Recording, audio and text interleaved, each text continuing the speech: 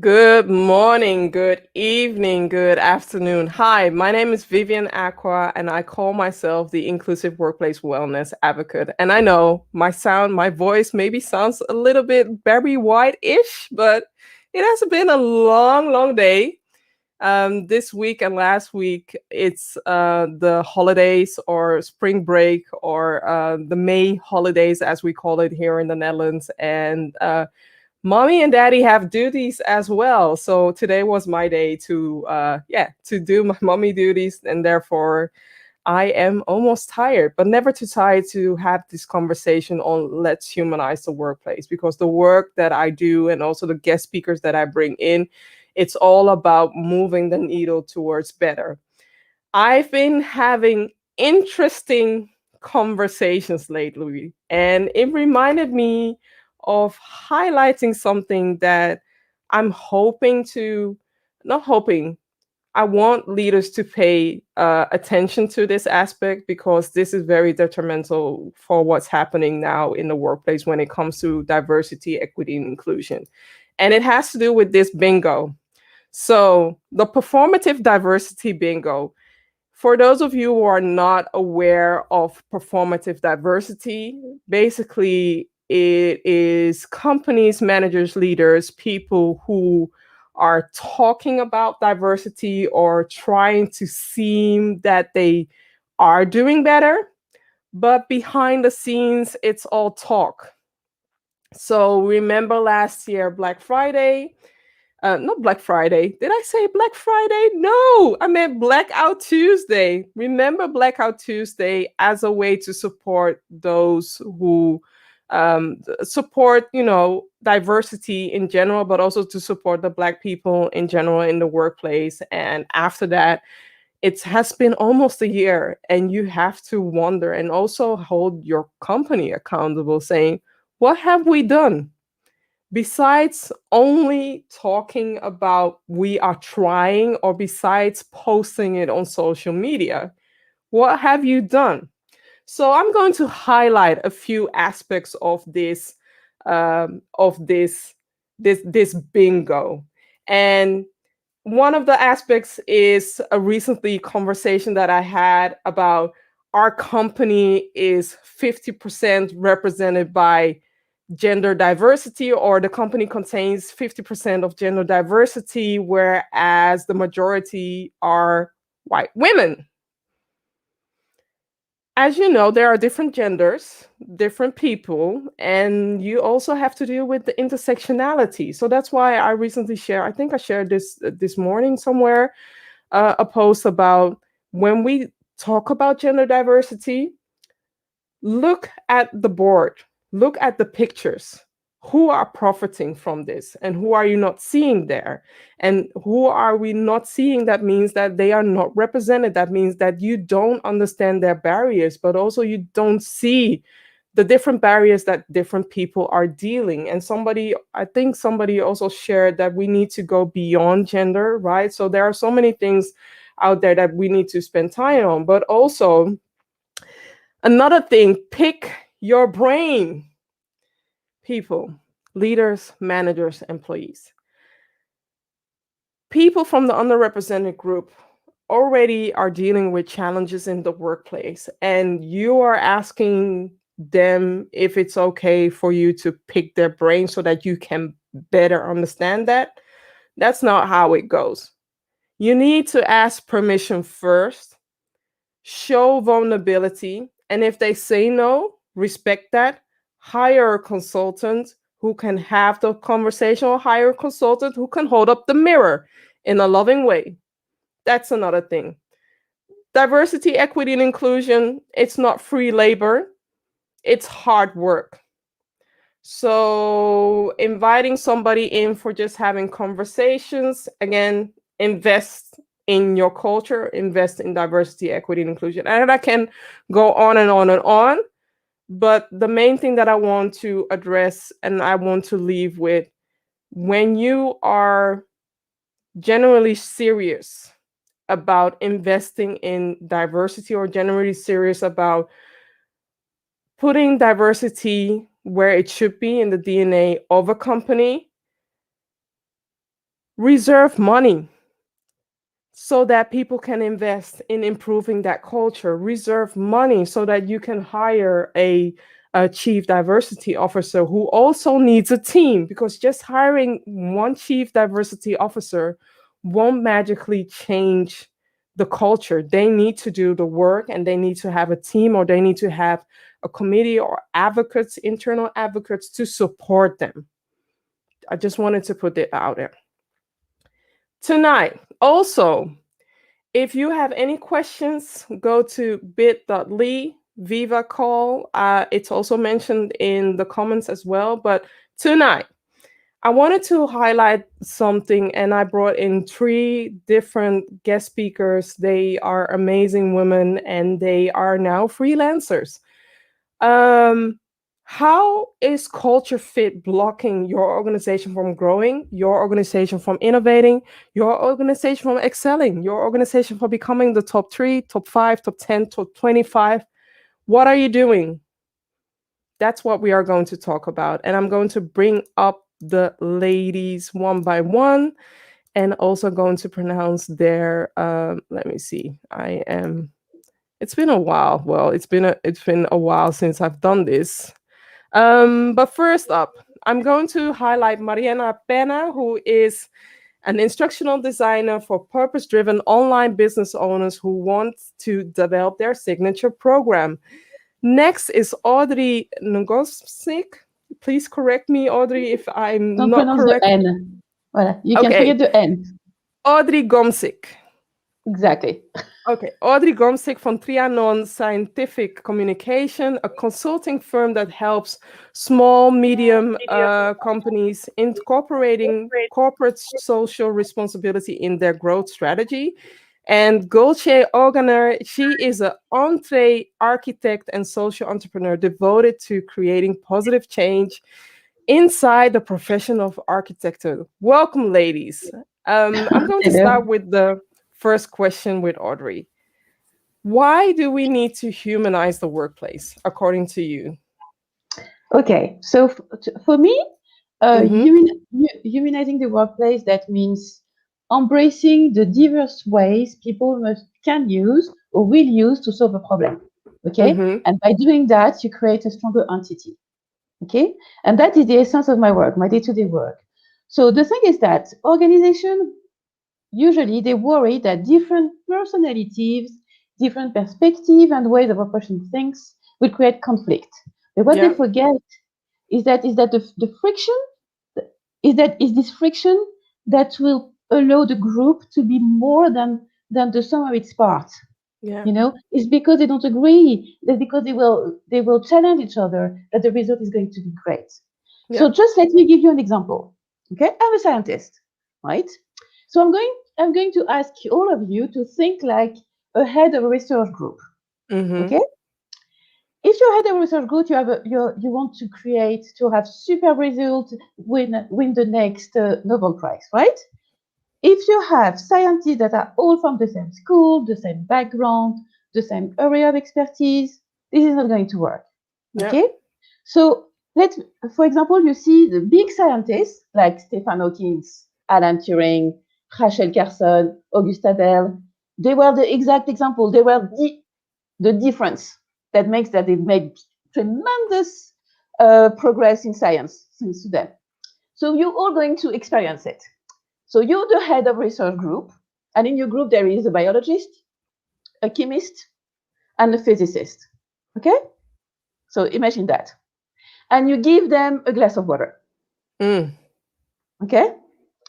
The chemist, he will see a liquid full of molecule of H2O, okay, which is an oxygen bond with two hydrogens. Okay?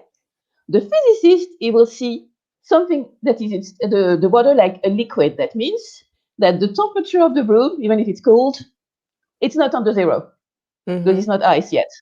Okay? If you give it to a biologist, he will look at the clarity of the water to figure out if there is microorganisms in it. You see? So it's 3 ways of seeing a problem, Yeah. but it's complementary. But I can tell you, as a chemist, the physicists are weird, and the Yeah. biologists too. We all think that each other are weird. but we respect each other, and we know that we need all of us to be able to see the entirety of the problem. Exactly. And that is also sustainable development. Okay? Yeah.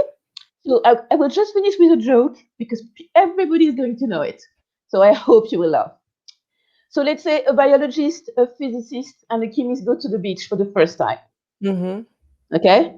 The biologist is amazed with the birds, the seaweed, the fish, and she goes and walks in the water to see all these creatures, and she forgot that she can't swim, and the water goes on the top of her, and she drowns. Okay? The physicist is mesmerized by the waves, their amplitude, their periodicity, and wants to walk in the water to see if the strength with which they break is the same near the beach or further away, and forgets that he can't swim. And then the water gets on the top of her and she drowns. The chemist is sitting on the beach, taking notes on the notebook, and she writes, biologists and physicists are soluble in water. Sorry for all the scientists who are listening to this. Voilà. So that's what I show you. Yeah. You have one problem and you need different person to see this problem with different area. Even Exactly. if they don't like each other because they don't think the same way, they feel they respect each other and they know that they need each other to have the completely of the problem. Yeah. Yeah. Voilà. And also know that, something to add on, also know that the demographics are changing within Europe, within every country. So if you are purposely or not unintentionally not hiring people, or not hiring, putting diverse teams together, you're lacking. You are missing out on clients. You are missing out on touching, some audience, and you tapping into some audience, and you're missing out on so much more. So the example that Audrey shared about, the impact of diversity and having different thoughts and insights, that's so important. And don't exclude people from that as well. Gulce. Thank you, Audrey. You're welcome. Yeah, that was wonderful. And I love that you illustrated with the example. And this is something I fully resonate with. And for me, it definitely means something similar to you, in the sense that it is essential to have different people with different backgrounds looking at the same problem from their own unique perspective, and be able to be in a workplace that really celebrates that diversity and doesn't really impose what I like to call, quote unquote, censorship, because one opinion is seen more superior than another opinion. Now, to give a concrete example from my past, working in an architecture office, which we all know is a very male-dominated profession. I have the data in front of me. There's only 17% women in the profession of architecture, and the rest is predominantly white males. And within that 17% of women, we all know the number of percentage of Black women is very small. We know the percentage of people who identify themselves as part of the LGBTQ community is very, very small. So working in this very male-dominated profession for several years, I definitely came to appreciate the importance of diversity so much more, because I didn't really get to experience it myself. I really always had this ideology imposed on me. I didn't really think that my insights or my experience or my background was valuable enough. As a Turkish woman working in an architecture office based in the Netherlands, as diverse as the city of Rotterdam is, there has always been this underlying conflict, and I didn't know better, so I thought that was the norm. So for me, diversity really means being intentional with understanding that people come from different backgrounds, and we should be celebrating their opinion, even if they don't necessarily align with your way of thinking, and celebrate the fact that that's what's so beautiful about it. So for me, this is why it's very important. I can only applaud that. Thank you, Gulce, for sharing that. And Mariana? I have so many thoughts. You can only keep it to one. Thoughts and feelings. Yes. I thoroughly enjoyed the example Mm-hmm. from Dr. Audrey because I heard her saying Yeah. she walks into the sea and the water fills up and she drowns. Yeah. I come from education, and I've spent the last 15 years of my life studying and trying to understand teaching and learning theories in Spanish and English, and sadly realizing that, at least in the Western side of the world, we are basically trying to fit the entire population into theories that were developed by white, cisgendered old men. Yeah. Yeah.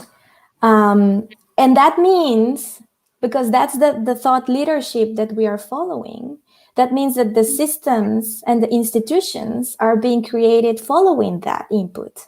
Mm-hmm. So, knowingly or unknowingly, we are creating and perpetuating systems of oppression.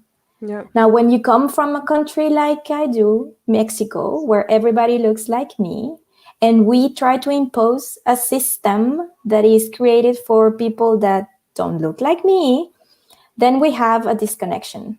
Yeah. And then the workplace becomes an unsafe place. Mm-hmm. An unsafe place where you are not welcome to be you, Mm-hmm. let alone to share your thoughts, let Yeah. alone to be heard. It's just you are not welcome to be you. Yeah. You have to grow used to assimilating. Mm-hmm. In And a lot of people all, are doing that. I mean, I have done that in the past where I became one of them and yes, became a copy of them, yes. right? Yeah. Yeah. And you lose yourself in the Yeah. process. Yeah. You lose yourself in the process, which leads to a lot of different consequences. Mm-hmm. You don't know who you are. Yeah. In the back of your mind, there's always this idea of I'm not good enough. Yeah. That must Sorry. be the case. Hey. I'm not good enough because I Mm-hmm. don't look Same. like these people. I don't look Yeah. like this thought leadership, Mm-hmm. and I will never look like them. Yeah. No, I totally agree. And to give you some insight of what I did recently, so I was recently asked to curate content for an online academy about diversity, equity, and inclusion. And again, I hold up a mirror very lovingly, but I will be honest, right? Because that's what you're hiring me for, and that's what you get. I will not call out, but I share with them the perception that I have when it comes to them sharing a diversity training that is only told by white people, where white people are addressing the challenges that I, as a Black woman, might face, or the challenges that somebody from the LGBT community might face. I can definitely give an example of why I chose Amplify DEI, because I wanted to bring in different insights. I don't know it all and I don't pretend to know it all. And if there's something that I don't know, I have my friends, my DEI advocates on speed dial, and I ask them, honest, what can I do? Is there something that you can do to support this journey so that they have their narrative, the right lens of bringing that information in? Again, I don't know it all, but I know how to activate my people so that they can bring and share their insight. Because the last thing that I can be or can behave is talk about the LGBT community and not knowing anything about it, and might be hurting somebody who is maybe still in the closet. Maybe he or she or they wanted to hear a personal story or a story from somebody else who faced, challenges in the workplace of coming out or expressing themselves, right? So we have to be very sensitive about what are we bringing and what are we role modeling. And even it comes to the little things as having a bath or a restroom where a transgender male or female feels comfortable. That's how impactful it is. Absolutely. Yeah, Absolutely. I agree. Okay, coming back to the personal fit, and I all asked you for the following. So I'll start with Gulce. Can you share your personal experience when it comes to cultural fit, and also share an experience that made you leave the company or made you not join the company? One of each, or one or the other, I mean. Yeah, this is a brilliant question. And I feel like when we last briefly spoke about this early in the year, I had several wounds that were so fresh and everything would trigger me. And I feel like now I have processed a lot of the information a lot more and I can speak about it in a more candid and open way. So in my career, I have switched 4 jobs in just under 3 years. 3 of the jobs were in architecture and 1 was in a field of digital marketing. In architecture, just the first job I got, I remember how excited I was because as, let's say, quote unquote, studious as I appear, I didn't do so well with my graduation project, and all my peers were scoring really high grades, and their future, let's say, seemed much more brighter than mine. So in this setting, I got my first job, and I was so excited. You can imagine, like, yay, you know, I didn't, let's say, get the best grades, but I have a job. I'm so pumped. I'm ready to go. Even before I got to the interview and I phoned the office just to make sure they got my application, over the phone, I heard them saying, like, but she needs to speak Dutch. And already before I even show up to this interview, before I even say yes to this job, I'm already freaking out because I am comparing myself, my level of Dutch. Obviously, Dutch is my 3rd language. I'm nowhere as proficient in it as I am in Turkish or in English. It takes me time to be able to express myself properly. And now I'm already in this mode where I'm paralyzed because I know that I'm already not good enough simply because I'm not speaking this language fluently. But I pushed through it. I practiced. I showed up to the interview, did everything in Dutch, had 2 interviews, got the job. So I thought, this is it. Now I'm really worthy. And, you know, they respect me. They want me to be here. They now see that I put all my effort. And now I'm just going to, you know, excel in this, hopefully move up the corporate ladder, which was my dream at the time. Only to find out that very, very quickly, within a matter of few weeks even, that my opinion wasn't as valued. I have one instance that I remember like it was yesterday when we were coming up with some ideas for a specific architecture competition that my boss, the owner of the company, one of the partners, white male, Dutch, very prominent, was sitting behind me, and he could see over my shoulder what I'm working on my screen. And before even seeing what is it that I was putting out there, he started to shout across the room, Gulce, dat gaan wij niet doen. Yeah, we're not going to do that. We're not going to do that. Like, wow, you have awesome vision that you saw what I was working on, and you didn't even get to hear from me what is it that I'm working on with my thought process. And from there onwards, I, week by week, muted myself. I became a lot more agreeable. I became just, I wanted to really fit in so badly that I would just nod and agree with everything that was being said. So that has been very early in my career. And that right there and then was a very pivotal moment where I knew that as soon as possible, I want to either switch careers or just quit all of this and maybe do something on my own. And you did. 4 years later, it's been a process. And now one of the main things that I do, or I try to actively think about, is when I do scale my business, I want to be able to create such a wonderful, diverse, open culture where nobody feels like how I felt at that time, because that is not a good feeling to have. So that's the first experience. And then the second experience, I will keep this a little bit more brief. The second experience was when I actually switched to a completely different profession in marketing, into a part-time job in a nonprofit, actually, that takes a lot of pride in being so open and diverse and adding a lot to the city of Rotterdam.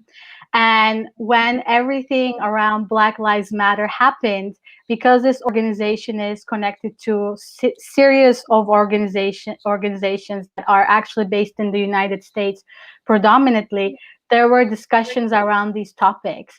And I remember so vividly us sitting in our office and my leaders and my bosses saying, oh, well, maybe we don't need to join in on this competition because it's more of an America thing. In Rotterdam, we're all very open, diverse, and welcoming.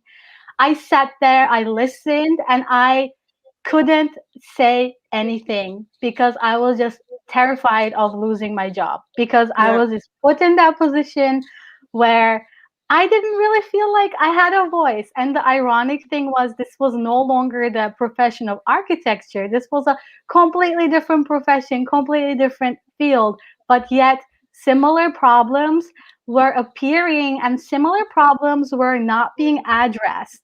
And I think a number one contributing factor to that was our leader was also coming from a background that was not, let's say, white. She was also coming from a diverse background. And now looking back at all of this, it just hurts me so much more that you, as our leader, thought that this was the right thing to do. And you also come from a different background. Yeah, but from a background that needs. I have to stop you there because there are several things that you mentioned that I want to unpack. So because somebody has a different background doesn't automatically mean that they understand or they want to understand or they want to speak up or advocate for the injustice that is happening. An example that I have, a recent example, I think a lot of people within the DEI domain have heard about it, is the report that England brought out about not having any racism issues, and England should be a role model within Europe. All I know is every country has their exclusion, has dehumanization, has it in some kind of level. And then another thing that you mentioned was nonprofit. Because they are nonprofit, that doesn't mean that they are human or they are striving towards human. Yeah. There are companies that behave shitty as in the corporate sector, and there are corporate companies that know how to behave and know how to treat their people. So let's be careful with, there is this proverb that we use in the Netherlands that as we see one person, this one person is the role model for every person. That's how they see Black people. If there is one person who's Black and who ruins it in the workplace, then they are saying all Black people or all this person, all XYZ is ruining it for that. We need to be aware that we don't make those same mistakes as well, because I don't represent you. I don't represent Audrey. I can, however, sympathize. I can, however, imagine how it is to walk in her shoes, but that's it. Yeah. I 100% agree with you. And for the longest time, I had those misconceptions. Yeah. Because in my head, in an ideal world, not just nonprofits, but every company in any country would keep this in mind. And especially if you are coming from, let's say, a background that is quote unquote perceived as less privileged and sometimes is less privileged because it is backed by pure data, is that you should be able to put yourself in the shoes of having a bit more intention behind what you say and how you act and lead as a role model. And just to wrap this up, the thing that hit the most home for me when I asked for like a feedback session before leaving that work, she said something that I'm going to probably remember until the day I die. She said, I come from XYZ background. Therefore, when I go to municipality meetings, I need to act in a certain way because I know that those people there, they don't really like me. They just put up with me for professional reasons. And when I heard those words coming out of her mouth, I just knew that I'm just going to be as open as I can. And every time I see or witness or hear something that's not just in my opinion, I'm going to speak up. Exactly. I am going to speak up, even if that means that I'm on the negative side of someone, even if that means I'm losing a job, even if that means things are not going to go well. And it really was a shock. And that was one of the main drivers where I thought, you know what, I'm going to work on my own. I have a lot to process. And eventually, when I am lucky enough to have a team of my own, I'm going to make sure none of these things I went through continue, because we cannot have a workplace like that. Thank you. Thank you for sharing. Also, thank you for trusting the viewers with that. Mariana. Yes. What do you have to say regarding, because I know that you came from Mexico and you ended up here in the Netherlands because of a love interest in your partner, but I also am curious about what has your experience been in the Netherlands when it comes to cultural fit? Oof. Okay, so I don't know how familiarized people who are joining us today are with colorism in Latin America and classism problems. We grow up with them, denying that we have racism issues, but trying to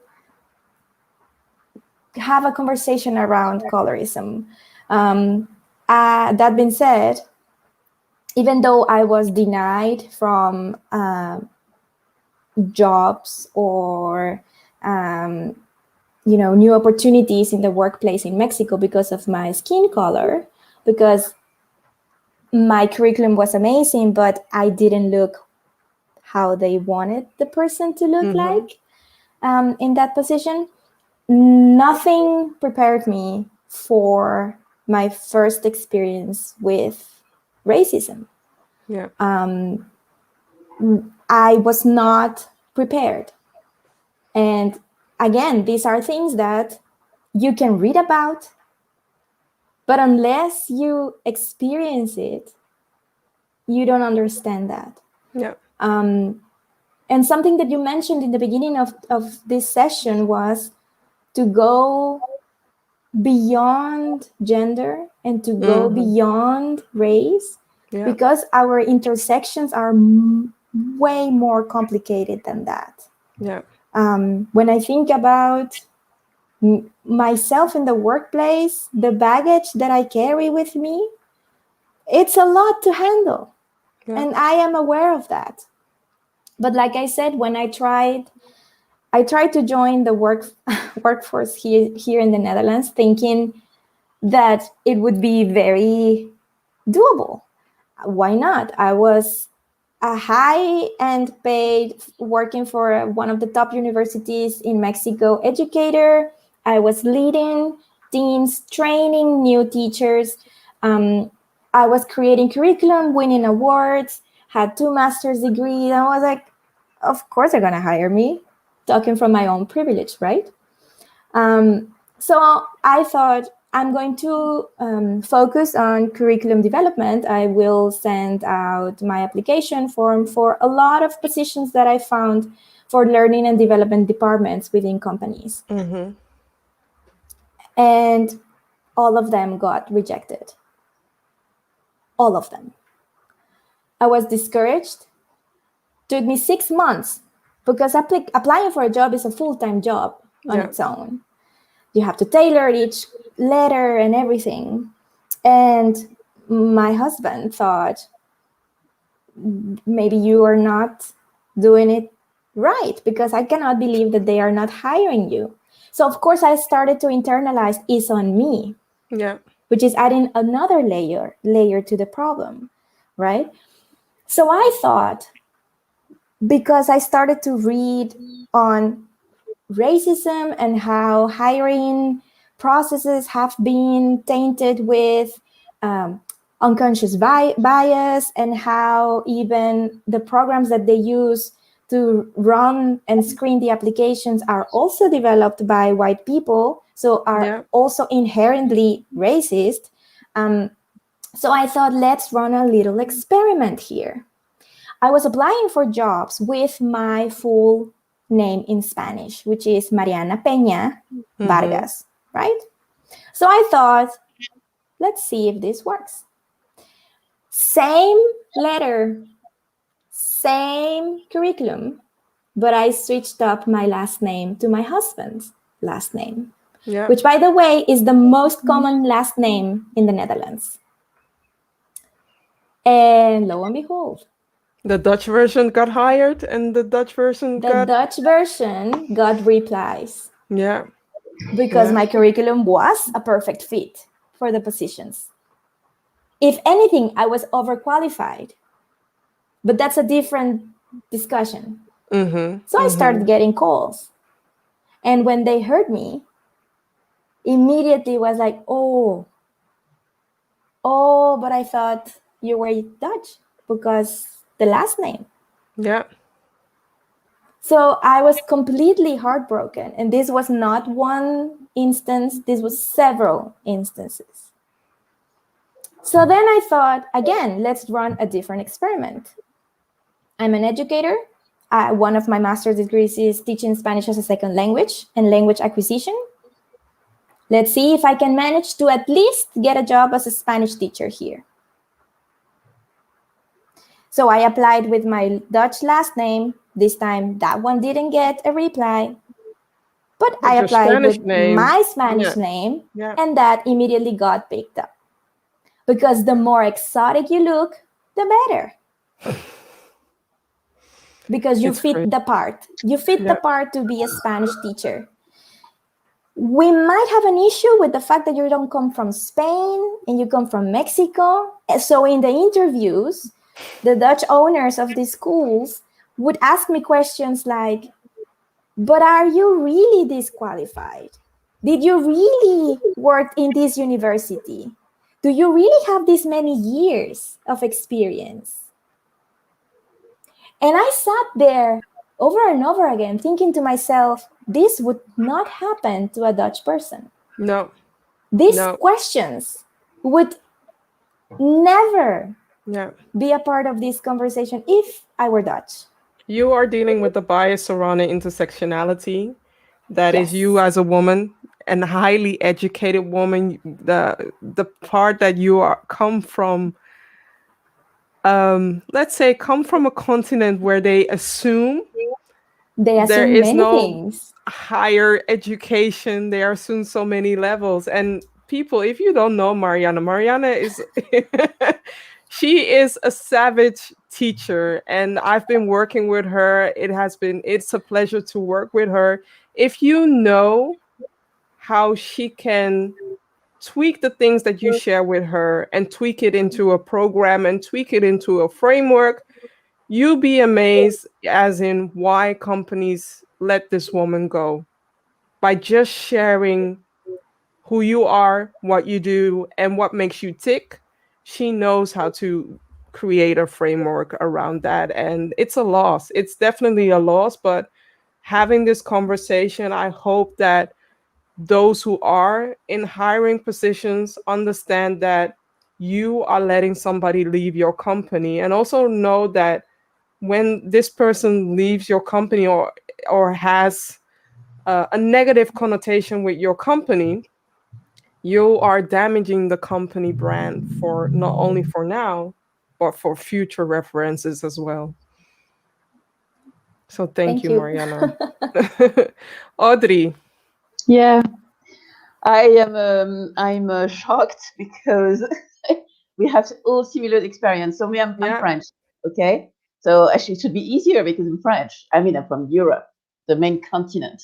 Should be way easier. And I'm amazed how we have the same experience. So I'm going to, so as you, so me, the older picture and everything, of course, when you are in science, often you have a first round or interview, which is over the phone, where you present your project, and so no problem. And then when you go there, having the door locked at your face, saying, "Oh, I couldn't hear that you were Black." Okay, fine.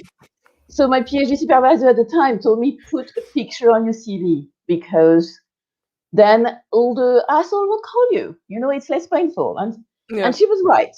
So the thing is, so I'm not going to come back to the same experience than yours, because I had exactly the same. But the thing is, outside Europe, I'm the French.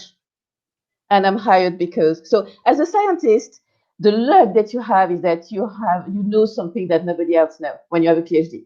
So you're hired for that. Okay. Yeah. So outside Europe, I'm the French, I'm the scientist, experience. Of course, you have things, but that's fine. That's definitely fine. In Europe, and I worked in the Netherlands too, so that's funny. You have two things. So we have two different experiences. The one before I reached strategic position, and the one when I reached strategic position. Okay. Yeah.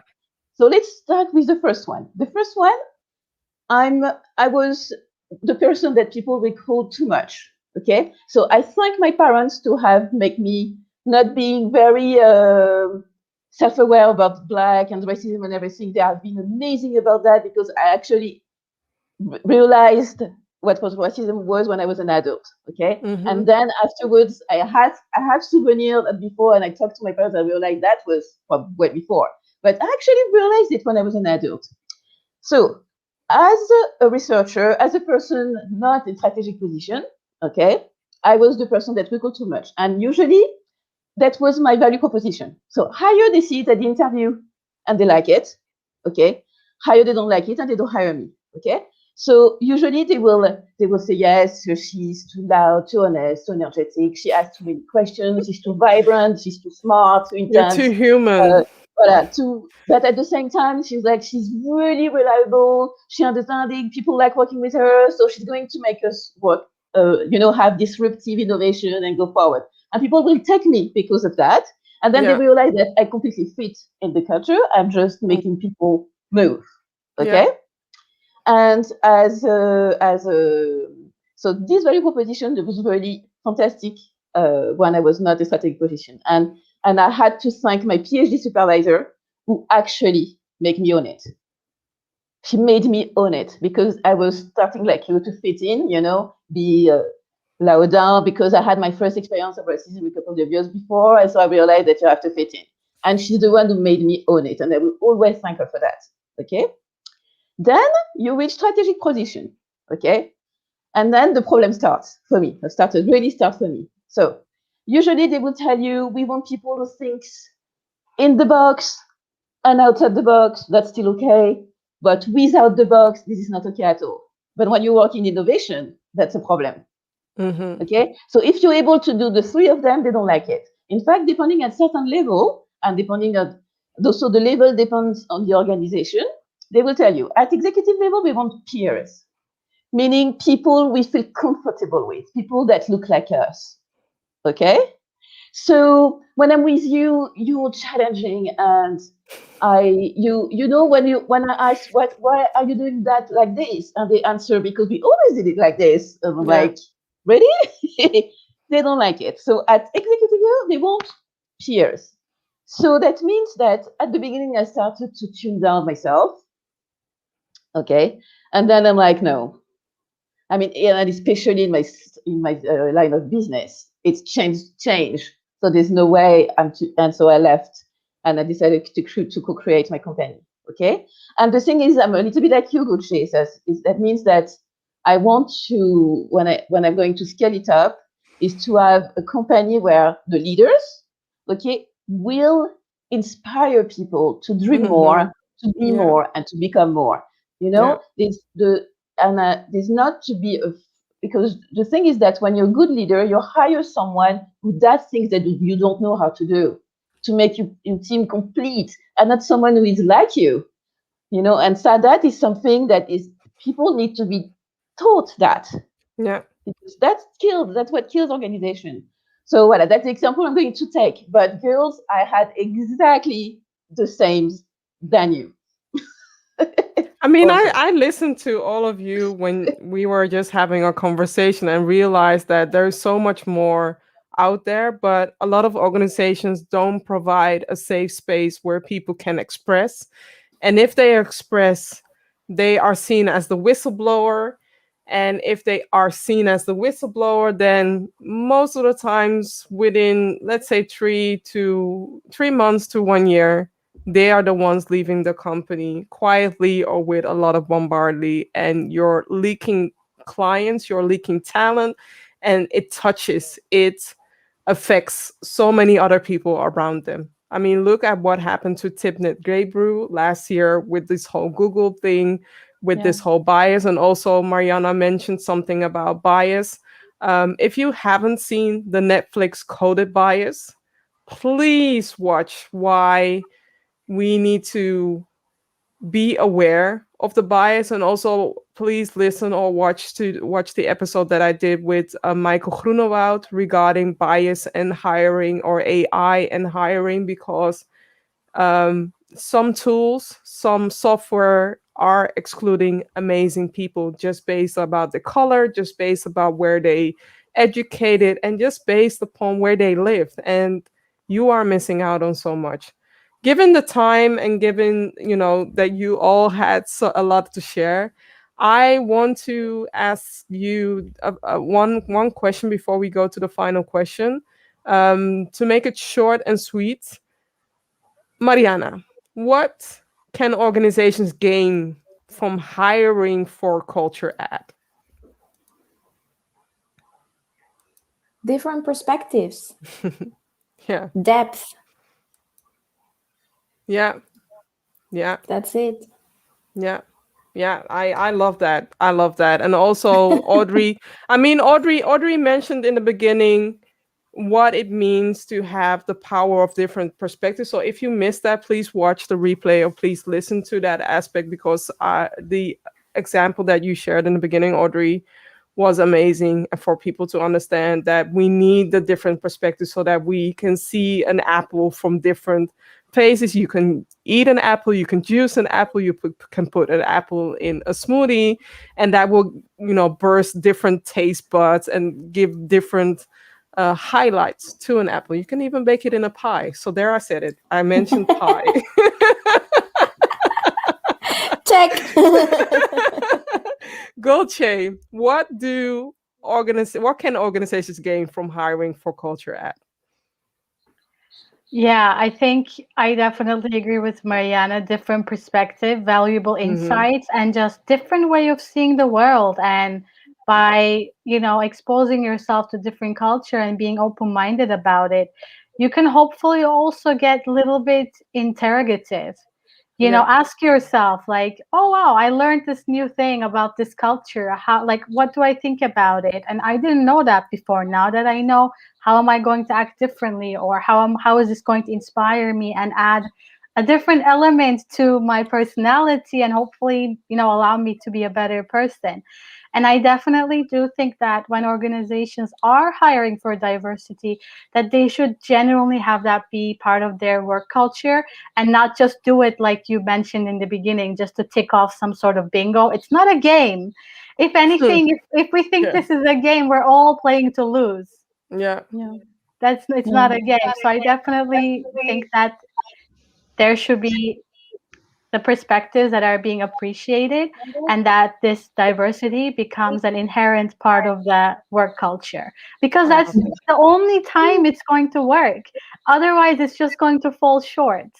Because I also had that experience in another architecture company, where I was hired basically for the pure fact that I was from Turkey, and they just wanted someone from Turkey on their website, just to kind of break off the pattern.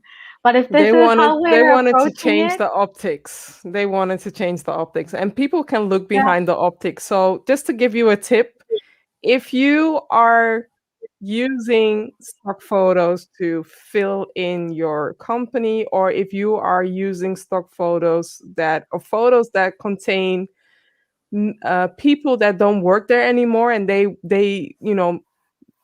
made that, let's say that these elements of people made your company seem as diverse, Just a hint. If you go to LinkedIn, go to the company page, look at who's working there.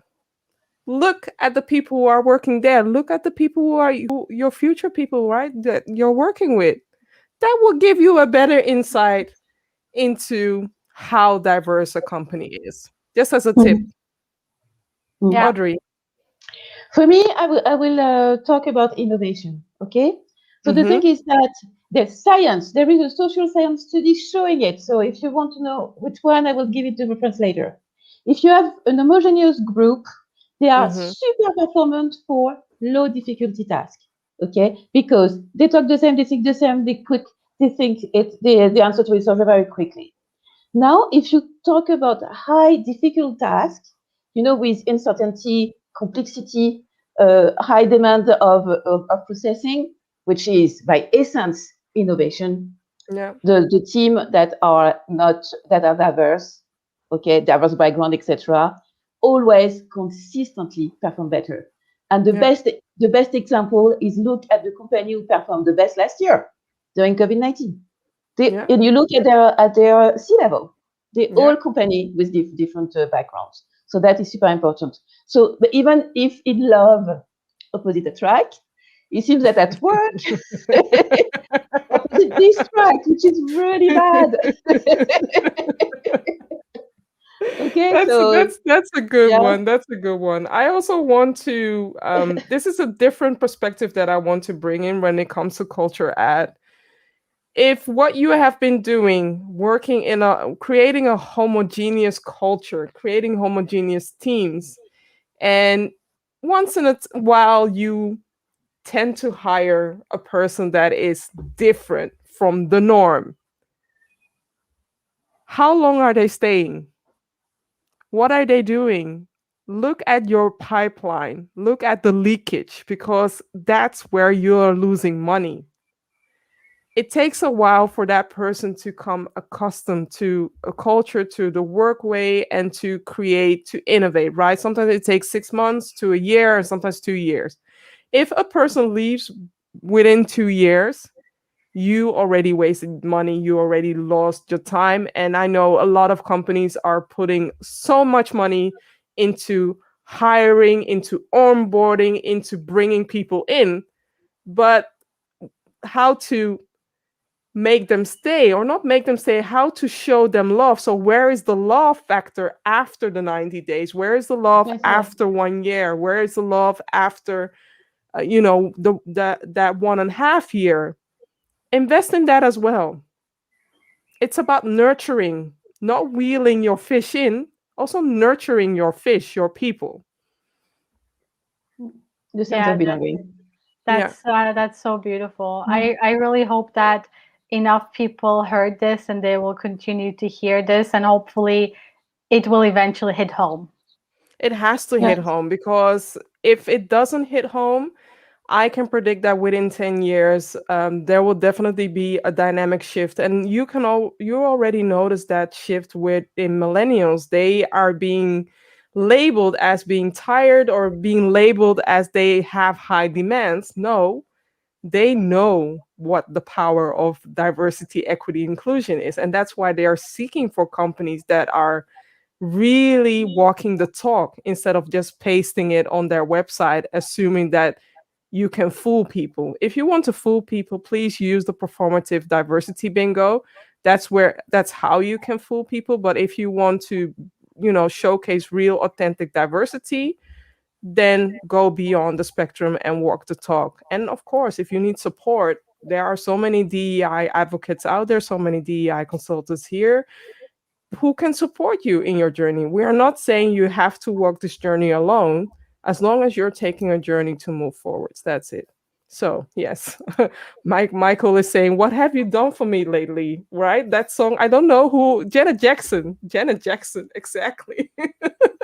What have you done for me lately? Exactly. Remember that. So I have something. I am totally. I could have talked for 2 hours or longer, and there's so much there to unravel, but I'm just grateful that you all shared amazing personal highlights, and also shared unique stories about what caused you to leave or what caused you to not be hired. And I hope that people are taking notes to do better and to really bring in the aspect of authenticity, bring in the aspect of vulnerability, and bring in the aspect of empathy, but also first and foremost, work towards inclusive workplace. So thank you all for making that happen. I also want to highlight something, and I have a surprise, a small surprise. Well, the people that already know me might be aware of that surprise, but I'm dropping a small crumb here. It's not small. It's called Amplify DEI. So it's coming back in September. And let's say that next week I'm dropping the call for proposal for speakers. So if you are a speaker and if you are passionate about advocating for diversity, equity, inclusion, stay tuned. That's it. Thank you for watching this episode, and you can listen to it. You can watch the replay. Also, please share with other people.